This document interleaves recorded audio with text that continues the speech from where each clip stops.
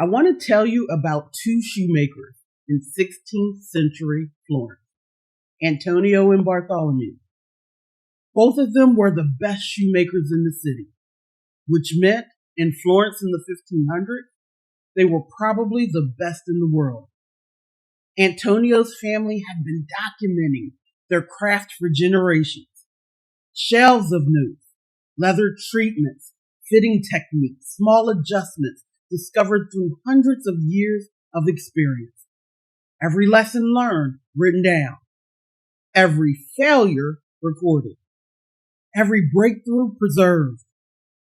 Bartholomew's family was different. Their expertise was just as deep, just as real, just as earned. They kept it close. They didn't write down anything. Everything lived in their hands, in their intuition, passed down from father to son through watching and doing, never through documentation. Then one day a visionary came along with a new technology, a technology that could automate the entire shoemaking business if it could learn from their knowledge. Antonio walked in with a wagon full of detailed records. The technology learned from centuries of documented expertise. His business grew. He was freed from routine tasks and could spend his time inventing new ways to make and improve shoes. Bartholomew had nothing to give it. His knowledge was real. His skills were extraordinary. His experience was irreplaceable. But it was locked, trapped in oral tradition and muscle memory and intuition that had never been named, never been written, never been made visible to anyone outside the family. And so it stayed there. Now, I want you to tell me honestly, which shoemaker are you? We're at 7 days. Day 1, we talked about the institution is not safe. Day 2, the hiding pattern inside you. Day 3, the 5 assets you already own. Day 4, the packaging framework. Day 5, 18 income streams from what you know. Day 6, the SAM formula. Stories, analogies, and metaphors. The language that makes expertise felt. Today, day 7, is the day the whole series comes together. Because today I'm going to show you something that I don't think anyone has said to you clearly enough. Your story, your specific, particular, only you have lived this story, is not just a personal narrative. It is intellectual property. It is an asset. It is a competitive moat that AI cannot cross, that competitors cannot replicate, and that compounds in value the more deliberately you build on top of it. And most people are treating it like a footnote. Today that changes. Here's the paradox that's reshaping the entire expert economy in 2026. And I want you to hear it slowly because it changes how you should think about everything you're building.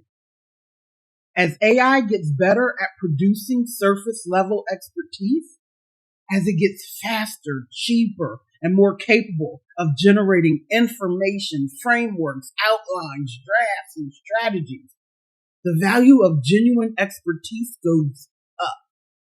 Not down, up. Kajabi published a piece this week. One of the most precise things I've read about the expert economy in a long time. And they said this: the paradox of AI is that by making generic knowledge nearly free, it raises the bar for what counts as genuine expertise worth paying for. Read that again. Generic knowledge is nearly free, which means if what you're selling is generic knowledge, you are in serious trouble. Because AI can produce it faster, cheaper, and with more consistency than any human can. But if what you're selling is your specific story, your specific track record, your specific pattern recognition, built from years of decisions with real consequences, that's not free. That's not replicable. That is not something any model can generate by being prompted differently. A researcher studying this said something I want you to hold. The most valuable expertise can't be credentialed because it can't be actually taught. It has to be lived. You can teach framework. You can provide exposure. You can compress learning curves, but you cannot replicate the pattern recognition that comes from years inside environments where decisions have immediate consequences. Cannot replicate. LinkedIn published something just 2 days ago, and I want you to feel the weight of this sentence. AI can simulate concern, but only empathize from lived experience. And AI translates language, but only you can turn language into meaning. Only you can turn language into meaning.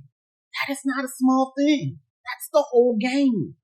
And your story, the specific arc of your life, your failures, your pivots, your hard-won lessons, the rooms you've been in, the problems you solved, the person you became on the other side of every difficult season, that story is the source code of an authority that AI can't generate and competitors can't steal. But only if you document it, only if you name it, only if you build on top of it deliberately, only if you stop being Bartholomew. I want to make a distinction that most people miss because they hear your story is your IP and they think it means post more personal content, be more vulnerable online, share your struggles for engagement. That is not what I'm saying. That is not what IP means. Intellectual property, in the truest sense of what I'm teaching, is the structured, named, repeatable expression of a unique idea. Your story becomes IP not when you tell it. It becomes IP when you build something from it. When you look at what you lived and ask, what is the principle embedded in this experience? What is the pattern that someone else could use? What is the framework that came out of this failure? What is the lesson that, if taught correctly, could save someone else 5 years of painful trial and error? That is where your story crosses from personal to proprietary. Let me show you what I mean. I could tell you I spent years helping other people build businesses while neglecting my own. That's a personal story. Or I could tell you I spent years helping other people build their businesses while neglecting my own. And what I discovered in that experience is a pattern I now see in hundreds of people. I call it the secret weapon syndrome. It's what happens when someone is so good at solving other people's problems that they never build a solution that belongs to them. And I've identified 3 specific beliefs that keep people locked in it. And the 3 moves that break them out. That's intellectual property. Same experience, same story, same lived truth. But one is a personal disclosure and one is a framework with a name, with a pattern, with structure, and a lesson that can be taught, packaged, and built into a curriculum. That is the difference between telling your story and owning it. And here's what the research is showing about how this matters in 2026 specifically. The thought leadership researchers just published something that stopped me cold. If your ideas are not structured or named, they are hard for others to pass along. Naming your ideas gives them life. It makes your work more memorable and positions you as the original source. Naming your ideas gives them life. The secret weapon syndrome, the no net worth framework, the automate then delegate principle, the SAM formula, these are not just catchy phrases. They are claims of origin.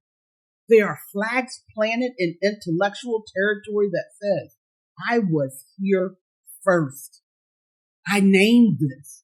I built this. This came from my life, and I made it into something that helps other people. That is IP. And you can start building it today from the stories you already have. I want to give you a framework for identifying the stories in your life that carry the most IP potential. Because not every story is equally valuable for building authority. Some stories are powerful personally.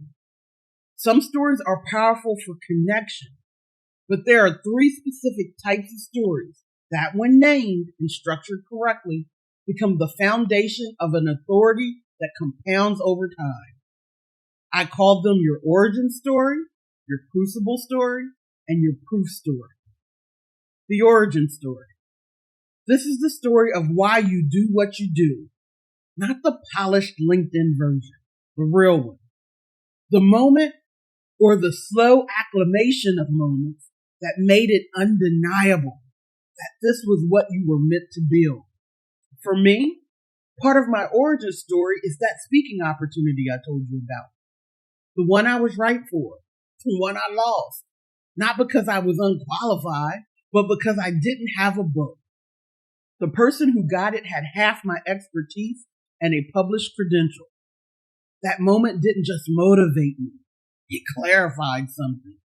It showed me that the world doesn't always reward what you know. It rewards what you've made visible and what you've made claimable.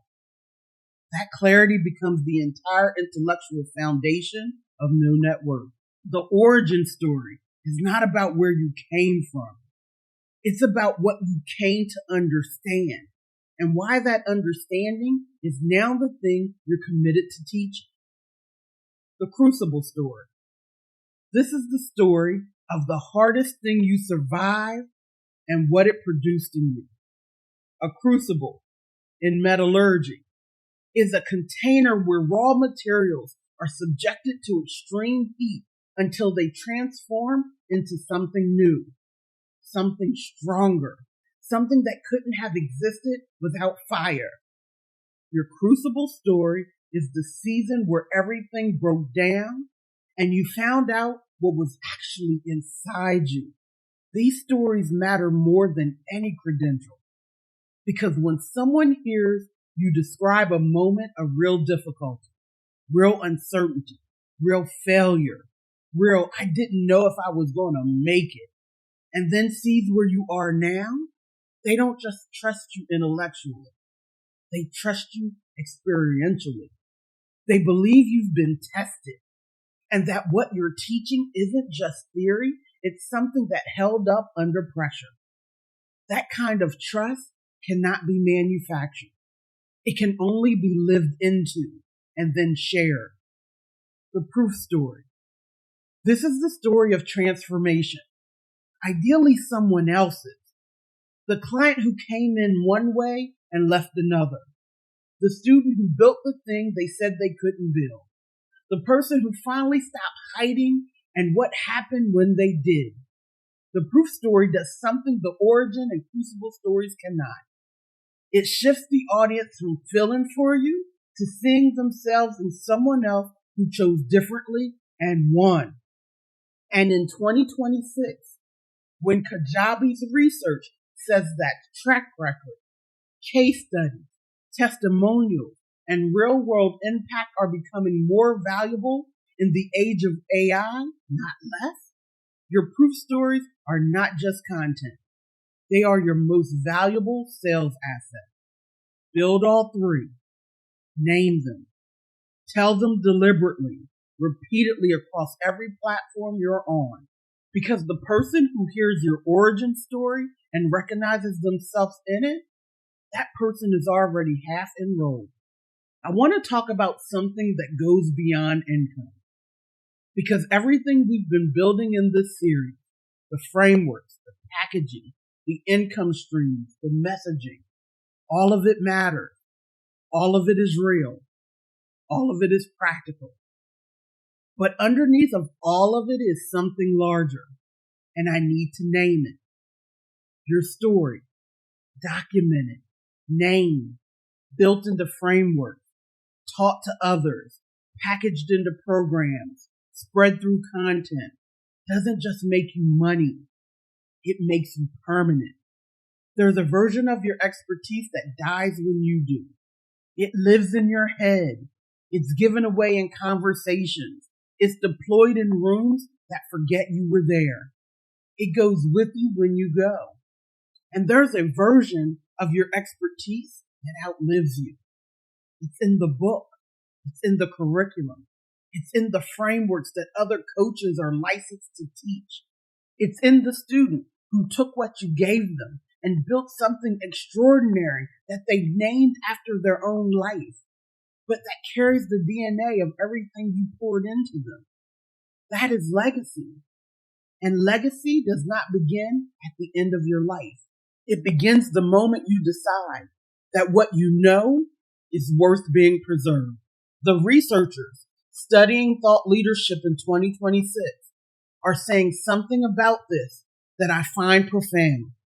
The voices that rise above the noise will be the ones that stay curious, human, and committed to the people they serve, building a body of work that reflects who they are and what they stand for. A body of work, not a series of posts, not a launch, not a viral moment, a body of work. That is what we're building here.